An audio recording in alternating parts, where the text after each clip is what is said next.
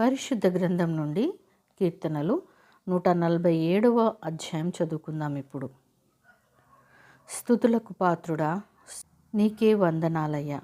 ఇదిగో తండ్రి, నీ వాక్యం తండ్రి ధ్యానిస్తుండగా మమ్మల్ని ప్రభువా జ్ఞాపకం చేసుకొని ఈ సమయం మాకు అనుగ్రహించిన గొప్ప దేవా, నీకు స్తుతులు, స్తోత్రాలు, వందనాలు.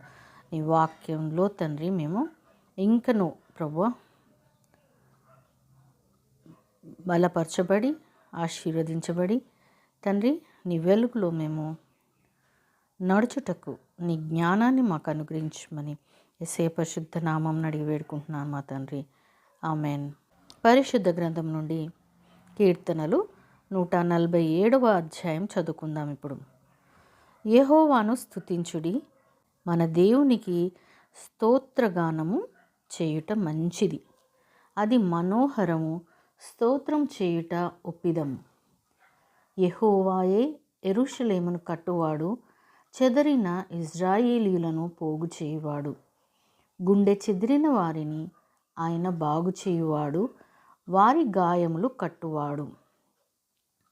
నక్షత్రముల సంఖ్యను ఆయన నియమించి ఉన్నాడు, వాటన్నిటికీ పేరులు పెట్టుచున్నాడు.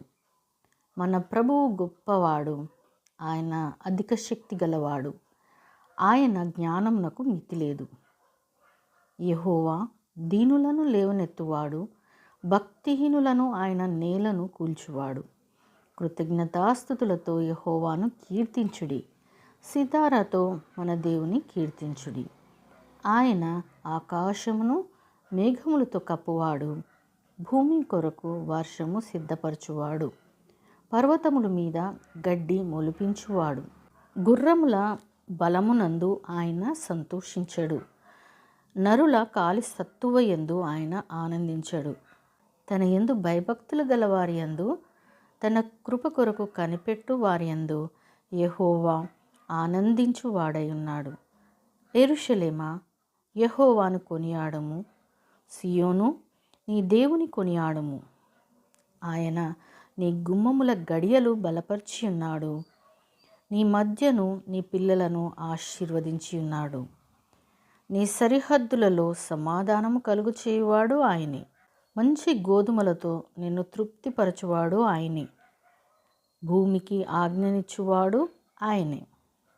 ఆయన వాక్యము బహువేగముగా పరిగెత్తును, గొర్రెబొచ్చు వంటి హిమము కురిపించువాడు ఆయనే, బూడిద వంటి మంచు కణములు చల్లువాడు ఆయనే, ముక్క ముక్కలుగా వడగండ్లు విసురువాడు ఆయనే. ఆయన పుట్టించు చలికి ఎవరు నిలవగలరు? ఆయన ఆజ్ఞ ఇయ్యగా అవన్నీ కరిగిపోవును. ఆయన తన గాలి విసరజేయగా నీళ్లు ప్రవహించును. ఆయన తన వాక్యము యాకోబునకు తెలియచేసెను, తన కట్టడలను తన న్యాయ విధులను ఇజ్రాయేలునకు తెలియచేసెను.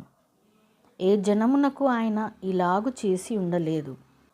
ఆయన న్యాయ విధులు వారికి తెలియకయే ఉన్నవి. యెహోవాను స్తుతించుడి. దేవుడు తన పరిశుద్ధ వాక్యంను మనందరి హృదయంలో ఫలింపచేయునుగాక. ఆమెన్.